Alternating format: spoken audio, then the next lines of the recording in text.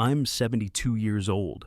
Last Thanksgiving, I stood in the hallway of my own home and listened to my three children argue about who would get what after I died. They didn't know I was there. They thought I was upstairs resting, but I heard every word.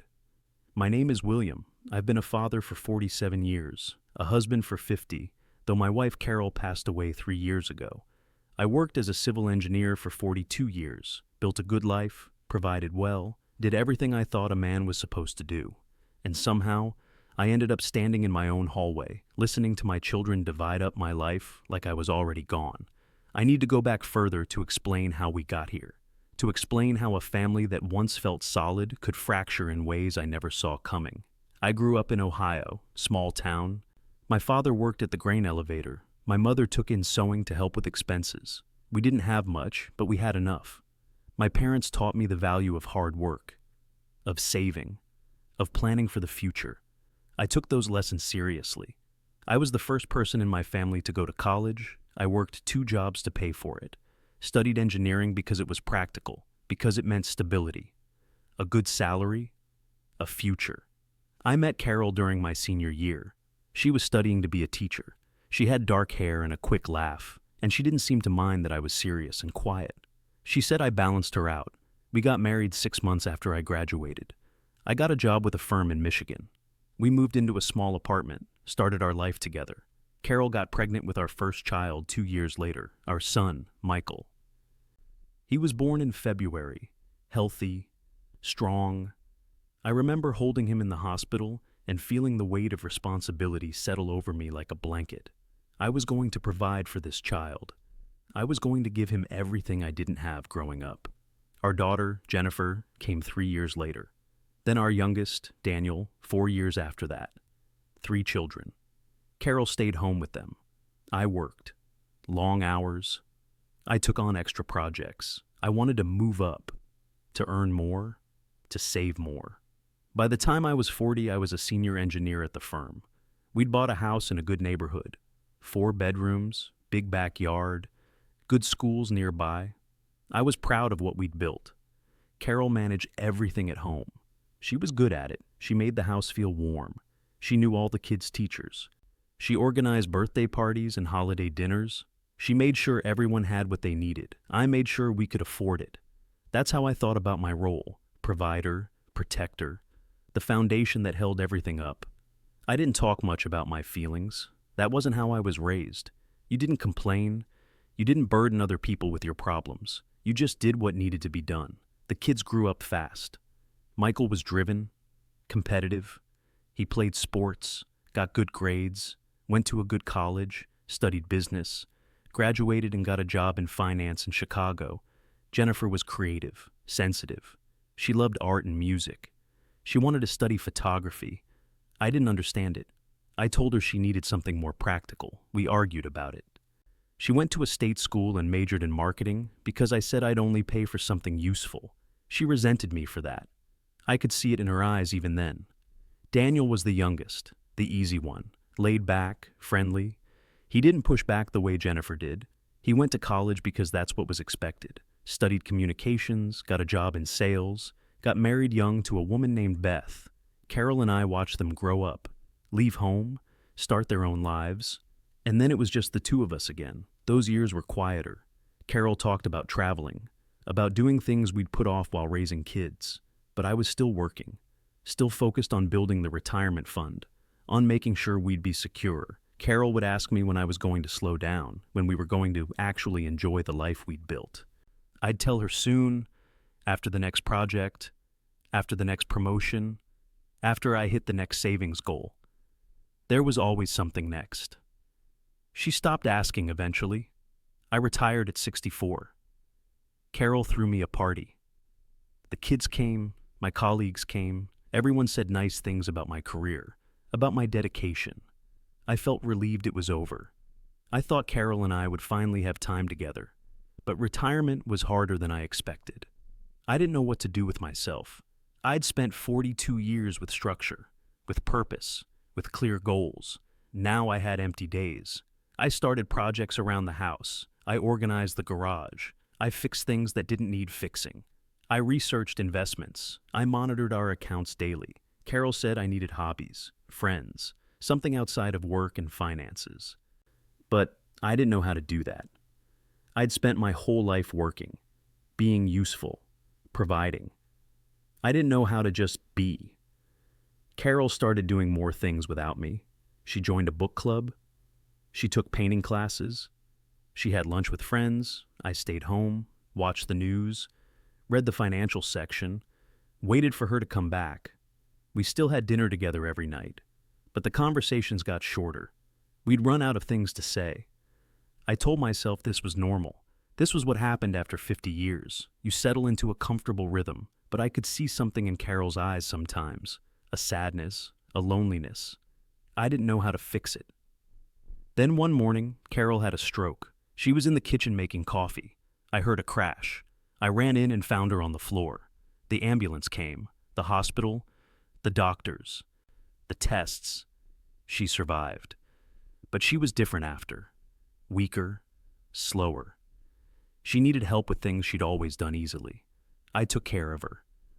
I learned how to manage her medications, how to help her with physical therapy, how to cook the meals she used to make. For 2 years, I took care of her. The kids visited sometimes. Michael came every few months. He'd stay for a few hours, ask how we were doing, write a check to help with medical expenses, then leave. Jennifer came more often. She'd sit with Carol, talk to her, bring her art supplies, try to get her to paint. Daniel and Beth came for holidays. They had 2 young kids by then. The visits were chaotic, loud. Carol seemed to enjoy it, but she'd be exhausted after. I could see Carol slipping away slowly, a little more each month. One night, she looked at me and said, "I wish we'd traveled more." I said, "We still can, when you're stronger." She just smiled, a sad, knowing smile. She died 3 weeks later, peacefully, in her sleep. I held her hand. I'd been holding it for hours. I felt the moment she left. And I was alone. The funeral was small. The kids handled most of it. I sat in the front row and tried to process that 50 years of marriage had ended, that the person who'd known me longest was gone. After the funeral, the kids stayed for a few days. They cleaned out Carol's clothes, they organized papers, they made sure I knew how to pay bills online and order groceries. Then they left, and I was alone in a house that suddenly felt enormous. The first year after Carol died was the hardest of my life. I didn't know how to live by myself. Everything reminded me of her, the kitchen, the garden, the chair where she used to read. I thought about selling the house, moving into something smaller, but I couldn't bring myself to do it. The kids called occasionally. Michael would check in once a month, ask if I needed anything. I always said no. Jennifer called more often. She'd talk about her work, her life. She'd ask how I was doing. I'd tell her I was fine. Daniel would call on Sundays, usually while driving somewhere. Brief conversations, surface level. I appreciated the calls, but they also made me feel more alone. I started realizing that I didn't know my children very well. Not really. I knew their accomplishments, their careers, the basic facts of their lives, but I didn't know what kept them up at night, what they hoped for, what they feared. I'd been so focused on providing for them that I'd forgotten to know them. I thought about reaching out more, calling them just to talk. Not about anything specific, just to hear their voices. But I didn't know how to do that. It felt awkward, forced. So I stayed in my routine. I woke up, made coffee, read the paper, did small tasks around the house, watched television, went to bed day after day. Michael got a big promotion about a year after Carol died. He called to tell me. He was excited, talking fast about his new responsibilities, his new salary. I congratulated him, told him I was proud. He said, "Thanks, Dad. This means I can finally buy that place in the city I've been looking at." I asked about his family, his wife, his daughter. He said they were good, busy. Then he had to go. Another call coming in. Jennifer came to visit around that time. She'd been having trouble at work, budget cuts. They were eliminating positions. She looked tired, worried. I asked if she needed money, if I could help. She said no. She'd figure it out. But I could see the stress in her face. I wished I knew how to comfort her, how to make her feel better. I offered practical advice. Update your resume, network, apply widely. She nodded, said she knew all that. There was a distance between us. There always had been. Since the argument about college, since I'd pushed her away from what she loved. I wanted to apologize, to tell her I'd been wrong, but I didn't know how to start that conversation. Daniel and Beth had their third child around that time, a little girl. They named her after Carol. That touched me more than I expected. They asked if I wanted to come visit, meet the baby. I said I would, but I kept putting it off. The drive was 4 hours. I didn't like driving as much anymore. Months passed. I sent gifts, cards, money for the baby, but I didn't visit. Daniel stopped asking. I was lonely, but I didn't know how to fix it. I thought about Carol all the time, about conversations we should have had, trips we should have taken, time we should have spent together instead of me working. I had regrets, so many regrets, but there was nothing I could do about them now. I started thinking about my estate, about what would happen to everything when I died. The house was paid off, worth quite a bit. The neighborhood had appreciated significantly over the years. I had retirement accounts, investments, savings. Carol and I had lived modestly. We'd saved aggressively. I'd made smart investments. I was worth more than most people would guess. I'd always planned to leave everything to the kids, split it evenly. That seemed fair, but I started wondering if that's what I actually wanted to do. Michael didn't need the money. He was doing very well on his own. Jennifer struggled more. She could use help. Daniel was comfortable, not wealthy like Michael, but stable. I thought about dividing things differently, giving more to Jennifer, or setting up trusts for the grandchildren, but I didn't do anything about it. I just thought about it. Then last year, around October, Michael called. He said he wanted to talk about estate planning. I was surprised. I told him I had a will, everything was in order. He said that was good. But had I thought about updating it recently? I asked why. He talked about tax implications, about trusts, about ways to structure things that would benefit everyone. It felt strange, like he was preparing for something. I told him I'd think about it. A few weeks later, Jennifer called. She asked if I'd thought about what I wanted done with the house eventually. I asked what she meant. She said she knew it was a hard topic, but when the time came, would I want them to sell it, keep it in the family? I said I hadn't really thought about it. She said she just wanted to know what I wanted, so there wouldn't be confusion later. I told her we could talk about it sometime, but not right now. She apologized, said she didn't mean to upset me. But I was upset. Why were my children suddenly so interested in what would happen after I died? Thanksgiving was coming up. We'd decided to have it at my house, like we used to when Carol was alive. I wasn't sure I wanted to host, but the kids seemed to think it was important to keep the tradition going. Jennifer said she'd bring dessert. Daniel said they'd bring wine and side dishes. Michael said he'd buy the turkey. I said I'd handle the rest. The week before Thanksgiving, I was more anxious than I expected. I cleaned the house thoroughly. I wanted everything to be nice, to be the way Carol would have done it. I set the table the night before, the good china, the cloth napkins, Carol's candlesticks. Thanksgiving Day, everyone arrived around 2. Michael came with his wife, Diane, and their daughter, Sophie. Sophie was 14. She barely looked up from her phone. Jennifer came alone. She'd broken up with her boyfriend a few months earlier. Daniel came with Beth and their 3 kids. The house suddenly felt full, loud. I'd forgotten what that felt like. We ate dinner. The turkey was dry. I'd cooked it too long, but no one said anything. We made small talk, work, school, weather. Sophie asked if she could be excused. She went into the living room with her phone. The younger kids finished quickly and asked to watch television. Soon it was just the adults at the table. Michael poured more wine, started talking about the housing market, about how property values in the area had skyrocketed. I felt a tightness in my chest, but I ignored it. Daniel mentioned a friend of his who'd had to sell his parents' house after they passed. Said it had been complicated because the siblings couldn't agree on anything. Jennifer shot him a look. I excused myself. Said I needed to rest for a bit, that they should help themselves to pie. I went upstairs to my bedroom, sat on the bed, thought about going back down, but I felt so tired.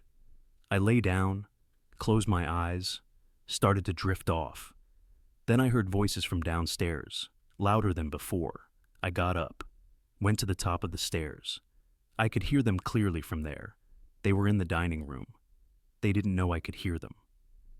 Michael was talking. I'm just saying we need to have a plan. Dad's not going to be around forever. My stomach dropped. Jennifer said, "Can we not do this today?" Michael said, "When else are we going to talk about it? We're all here." "We need to be realistic," Daniel said. "What are you proposing?" Michael said. "I think we should talk to Dad about putting the house in a trust. It would make things easier when the time comes. Less tax burden," Jennifer said. "You mean easier for you?" Michael said. "Easier for all of us. Do you want to deal with probate, with fighting over who gets what?" Daniel said. "No one's fighting." Michael laughed. "Not yet, but we need to be clear about expectations." I stood there frozen. "Listening?" Jennifer said, "I think we should let Dad decide what he wants to do with his own house." Michael said, "Dad doesn't understand the financial implications. He's old school. He doesn't know about estate tax, capital gains. He needs guidance." My hands were shaking. Daniel said, "What about the investments?" "The retirement accounts," Michael said. "That should be split 3 ways, equal shares. That's fair." Jennifer said, "Is it fair? I've been here more than either of you. I've visited, I've called, I've checked on him." Michael said, "So you think you deserve more because you made phone calls?" Jennifer's voice got sharp. "I think I deserve recognition for actually caring." Daniel said, "We all care." Jennifer said, "Do you? When's the last time you visited? When's the last time you called just to see how he was doing?" Beth's voice chimed in. "We have 3 small children, Jennifer. We're doing our best." Jennifer said, "I'm not trying to attack anyone. I'm just saying that proximity and effort should mean something." Michael said, "The will should be equal. That's what's fair. What you're describing is manipulation." Jennifer stood up. I could hear her chair scrape. "I'm not manipulating anyone. I'm the only one who's been here for him." Michael said, "You want to be compensated for being a decent daughter?" The words hit me like physical blows. Daniel tried to mediate. "Let's all calm down. We're family. We shouldn't be fighting about this," Michael said. "I'm not fighting. I'm trying to have an adult conversation about practical matters. Dad's 72. He's alone. He's not going to live forever." "We need to plan," Jennifer said. "He's not dead yet, Michael," Michael said. "I know that. But we need to be prepared. The house alone is worth over $600,000. The investments are probably close to $1 million, maybe more. That's substantial. We need a plan." I felt sick. They kept talking, arguing about percentages, about who should be executor, about whether to sell the house or rent it. They talked about me like I was already gone, like my life was just a pile of assets to be divided. I walked back to my bedroom, closed the door quietly, sat on the edge of the bed. I couldn't breathe right. This is what my life had become. This is what I'd worked for, saved for, sacrificed for, so my children could stand in my dining room and argue about money. I heard them leave about an hour later. They called up the stairs to say goodbye. I said goodbye from behind the closed door, said I wasn't feeling well. Michael said to call if I needed anything. Then they were gone. I sat in the silence of my house and tried to understand what had just happened. I'd spent my entire life providing for these people. I'd worked myself to exhaustion. I'd missed moments with Carol. I'd sacrificed time and energy and parts of myself. For what? So they could calculate my worth down to the dollar? I didn't sleep that night. I sat in the dark and thought about everything. About the choices I'd made, the things I'd prioritized. I'd thought money would keep them secure, keep them safe, keep them connected to me. But it had done the opposite. They didn't see me as a father. They saw me as an inheritance. Over the next few days, I felt numb, distant. Michael called to check in, asked if I was feeling better. I said I was fine. He said it had been good to see everyone, that we should do it again soon. I didn't respond. Jennifer called a few days later. She apologized for the tension at dinner. I asked her what she meant. She paused, said there had been some disagreement about things that didn't matter. I said, "About my estate." Long silence. Then she said quietly, "You heard us." I said yes. She started crying, said she was sorry, that it had gotten out of hand, that Michael had started it and she'd gotten defensive. I said, "Do you think about me as a father or as an inheritance?" She said, "Dad, that's not fair." I said, "Answer the question." She said, "Of course you're my father. I love you. But you have to understand, we're all under pressure. Michael's always been competitive, and I've been struggling financially. And Daniel's trying to raise 3 kids. Money is part of life. I said, it's not supposed to be the only part. She didn't know what to say to that. I told her I needed to go, that I'd call her later. I didn't call her later. I spent the next few weeks alone, really alone. I didn't answer the phone much. I let it go to voicemail. The kids left messages, concerned at first, then confused, then irritated. I was trying to figure out what I wanted to do. I thought about changing my will, leaving everything to charity, cutting them out entirely. But that felt vindictive, petty. I thought about dividing things unequally, rewarding Jennifer for her time, penalizing Michael for his coldness, but that would just create more fighting. I thought about spending it all, taking trips, buying things I didn't need, leaving nothing behind. But that wasn't who I was. I was stuck. I made an appointment with my lawyer, old friend from the Rotary Club, been handling my affairs for 20 years. I told him what had happened, what I'd overheard. He listened quietly. Then he said, "What do you want, William?" I realized I didn't know. I'd spent 72 years making decisions based on what other people needed, what was practical, what was responsible. But I didn't know what I wanted. He said, "You have options. You can change your will. You can create conditions. You can set up a trust that only distributes after certain requirements are met. You can do whatever you want. It's your money, your life." I asked him what he'd do. He said, "That's not for me to say, but I'll tell you this. Money doesn't fix broken relationships. It usually makes them worse." I thanked him, told him I'd think about it. I drove home and sat in my empty house. That night, I did something I hadn't done in years. I went to Carol's grave. It was cold, dark. I stood there in my coat and looked at her headstone. I talked to her, out loud, told her what had happened. Told her I didn't know what to do. I said, I thought I was doing everything right. I thought providing for them was the same as loving them.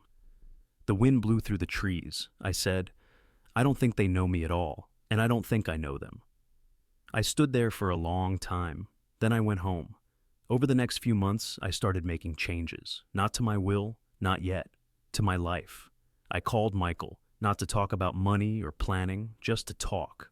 I asked him about his work. Really asked. Let him explain it. Then I asked him about Sophie, about how she was doing, if she was happy. He seemed surprised, but he answered. I started calling him every week, same day, same time, just to talk. I called Jennifer, asked her about her photography, about the project she was working on. She was hesitant at first, like she was waiting for criticism, but I didn't criticize. I just listened. I asked if she'd send me some of her photos. She did. They were beautiful. I told her that. Told her I'd been wrong to push her away from art. She cried on the phone, said she'd wanted to hear that for 30 years. I called Daniel, asked about the kids, really asked, their names, their ages, their interests. He talked for an hour. I could hear the joy in his voice. I asked if I could visit, meet the baby properly. He said yes. Of course, anytime.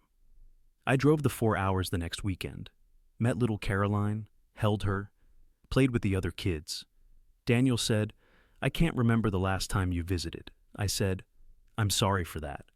He didn't know what to say. I started changing other things too. I stopped checking my investment accounts every day.